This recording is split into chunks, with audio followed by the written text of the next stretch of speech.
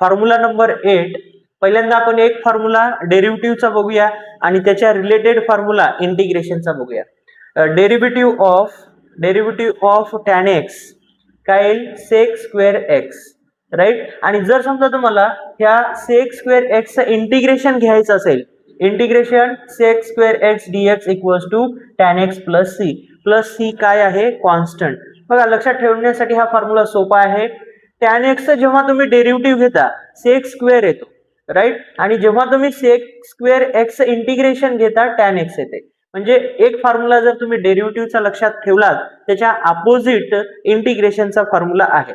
बघा tan x चं sec square x आणि या sec स्क्वेअर x चं इंटिग्रेशन घेतल्यानंतर tan x म्हणजे हे tan x. लक्षात आलं.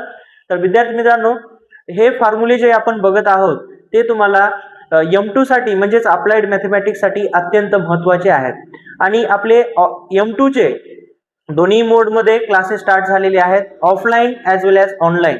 ज्या विद्यार्थ्यांना ऑनलाईन क्लास करायचा आहे व्हिडिओच्या डिस्क्रिप्शन मध्ये आपल्या ऑनलाईन क्लासेसच्या ॲपची लिंक दिलेली आहे, मेड फॉर पॉलिटेक्निक.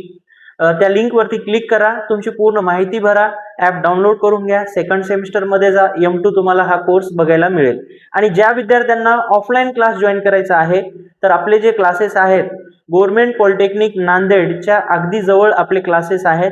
ज्या विद्यार्थ्यांना ऑफलाईन बॅच जॉईन करायची आहे त्यांनी व्हिडिओच्या डिस्क्रिप्शन मध्ये ऑफिसचा नंबर आणि माझा नंबर दिलेला आहे, त्या नंबरवरती व्हॉट्सअप मेसेज किंवा कॉल करून तुम्ही पूर्ण माहिती घेऊ शकता. तर विद्यार्थी मित्रांनो या व्हिडिओमध्ये आपण इथंच थांबूया, पुन्हा भेटूया नेक्स्ट व्हिडिओ.